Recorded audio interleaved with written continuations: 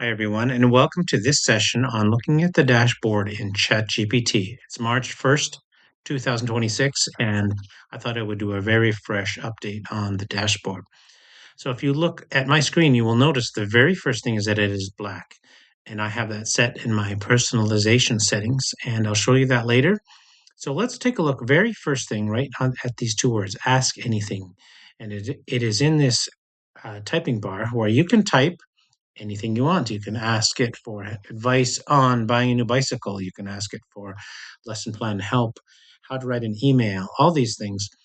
But if you prefer not to type, you can also go over to the right hand side here, click on this dictate button, and you can do voice to text.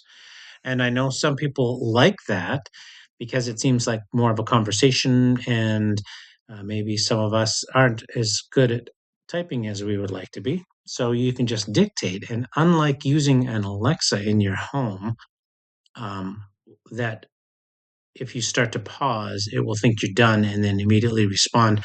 This allows you to have pauses. Let me show you. Dictate.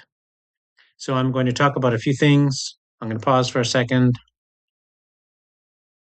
Big pause, and then, okay, I'm gonna keep going. I click the check mark. It will take out my pauses, and it will just have the information there. It's really super handy, and, an even better way to do it, I think, and I would suggest you begin to think of ChatGPT as more of a conversation rather than, pulling out information off the internet, is this on the right-hand side, use your voice. So if I turn that on, it will allow me to talk, and I have my voice for ChatGPT set to a certain type of tone and a certain voice. So let me show you how that works. Use voice. Good morning. I am going to Paris in a week, and I would like to look at some of the places I should visit. What do you think? Good morning. That sounds absolutely fantastic. Paris is full of iconic spots. Some must sees would definitely include the Eiffel Tower, of course, the Louvre Museum, Notre Dame Cathedral, and Montmartre. If you enjoy art, the Musée d'Orsay is a gem. Would you like more niche suggestions or practical tips for navigating the city? No more places, but how about one good bakery and one good place with Parisian food?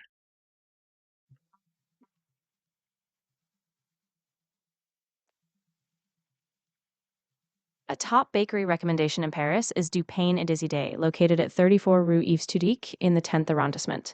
It's renowned for its traditional techniques, especially the pistachio chocolate escargot pastry, and the bread called pain des amis. It's best to arrive early as their popular items often sell out by late morning. I'm going to end this, ending that. Okay, so this conversation that I just had, super easy to do. You'll notice it gave me some photos and a lot of good, great information. This is being saved over on the right-hand side here. I'm sorry, left-hand side. Over on the left-hand side, you see it says Paris travel suggestions. It's saved this chat over here. And I'm going to pull up a new chat here to keep going with our look at the dashboard. I'm going to click on new chat and save that on the left bottom side. And I have a new chat window open here. Let me show you a few more things here. Upper right-hand side, if you take a look at this little person up here, if you click that, it'll start a group chat, give you a link, and then you can collaborate with folks together instead of just one person. It can be several or a bunch of you doing a group chat. Pretty fantastic. And it will save it on the left-hand side down in your group chats over here. Group chats, and it will save it over there, and you can come back to them too. The next button, upper right-hand side, is a turn on temporary chat. If you don't want it to save anything, you don't have to have it save it. You can just click on this turn on temporary chat. When you do your search, anything you do, it'll just delete it and it'll be gone. Okay, let's go to the left side over here. Sometimes this whole window here can be kind of annoying. It's in the way. You can click on this close sidebar, make everything nice and clean and empty. I like that. To bring it back, click on the open sidebar icon, and there it is. Search chats. You can search within your chats and find stuff you have said in the past. Maybe you've been writing a song and you did it 5 months ago and it's there somewhere. But you can search there with the search chats. Images, if you click on images, it will be your library of images that you have created. You can make one here as well. In the past, it used to be called library, but now it's called images. You can also access this creating an image if you click on the plus sign here.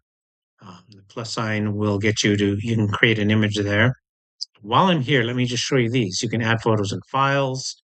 And why would you add a photo or a file? Well, you could say, I have a PDF.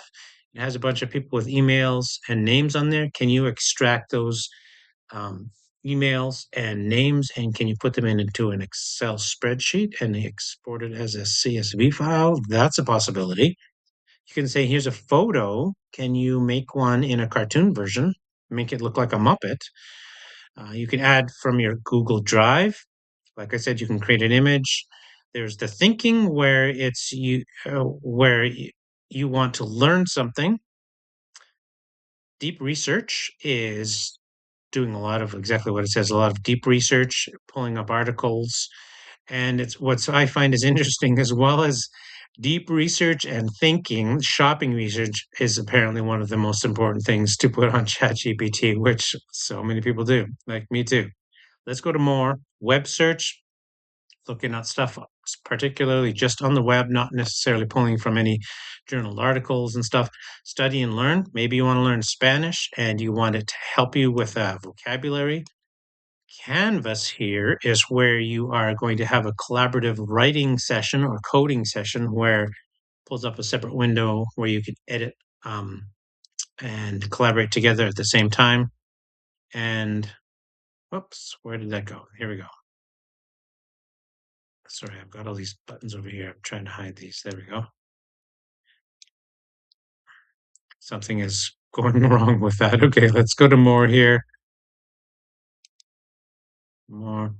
And there is quizzes. I don't know if you can see that. Quizzes. If you want to learn about frogs in South America, it will pull up, it will make flashcards for you and you can have it quiz you and you can learn all about whatever you need to. It's a really cool feature. Let's go back over onto the left-hand side here. Try to get rid of all these windows. On the left-hand side, you can see uh, apps, which if I click on that, it'll open up a bunch of apps that you can also connect to ChatGPT. Maybe you are subscribed to Adobe Photoshop. You can have ChatGPT interact with that. We're not going to look at that today. Codexes, if you're doing coding, that's an advanced thing, and most of us don't do coding anyways. So let's jump down to projects here. It's pretty cool that you can create folders. So if I click create a new project, like this, and I can name it, and it will be we travel, any of these, anything that you want to title this folder. And then all of your chats on the bottom here on the left-hand side, you can organize and put them in these folders. I know our Google Drives often get way out of control with folders and documents everywhere, but it can also happen in ChatGPT. So um, this is one of the assignments that's making some folders and putting and doing some organization. If I keep going down here, um, let me see. I got all that. Yep. Let's go down to your icon in the bottom, your account. Click on it. Settings and personalization will open up the same menu. So if you want to click on personalization, it'll open up here. There's the general settings. And let's jump up to that first thing. So I would suggest setting up a multi-factor authentication on your phone or using a pass key or some kind of authenticator device because you're going to have a lot of stuff going on in ChatGPT that you don't want people to hack into. The appearance, this is where I mentioned that the system, I have it matching my system, which is dark, light, light will be all white backgrounds. And if that's your preference, do that. Accent color, it doesn't change much. in ChatGPT because there's not much that has color, but it will change a few buttons. And you can click that for color, language, of course, spoken language. And here's where it's pretty cool. You can change ChatGPT's voice. So if we look at, I have mine set to Saul. What's up? Feel free to ask me about anything that's on your mind. I'm ready to go. And you can see there's all these other ones. Let's click on Veil. Hello, it's lovely to meet you. If there's anything you need, please don't hesitate to let me know. Okay, and so you can change the voice there according to your preference, which I set it to here. Let me put it back to Soul, which is the one I prefer. And let me go down to personalization on the left-hand side here. So how do I want the style and tone of how ChatGPT responds to me to be? So I have set it for professional. I can set it for friendly, candid, quirky, efficient, nerdy, cynical. This is also one of the assignments for you to do all these customizations and personalizations for your own ChatGPT. How do you want it? Warm, enthusiastic. I want it more warm. I want enthusiastic to be set as the default. Don't want more enthusiastic. I don't want, especially in the morning when I'm kind of waking up, so I don't want too chatty. Headers and lists here. I like it to have more clear formatting and lists. And do you want emojis in there? Yes or no? And then custom instructions. So I have some custom instructions here. Use a formal professional tone like a professor would use when teaching his college class, but be encouraging. Please respond to the name Ember. And that is another topic for another time, but I renamed my ChatGPT because I don't like saying ChatGPT, like, hey, you, ChatGPT. So I changed her name, it's a her now, to Ember. She's a professional researcher, marketer, and she does graphic design, and she's an experienced author and teacher. So I've given some specific information. It's a little bit general, but kind of specific too. My nickname here, here's where your name appears on the front page. Put your name here. I have my name Striker, and then I have my occupation, and then more about me. And I need to actually myself fill this out more because the more information I give to ChatGPT here, the more it will tailor information to me. Okay, and let's see. I have it saving my memories. I have it referencing any other chats I've done. Let's pop down here. I have all of these checked on.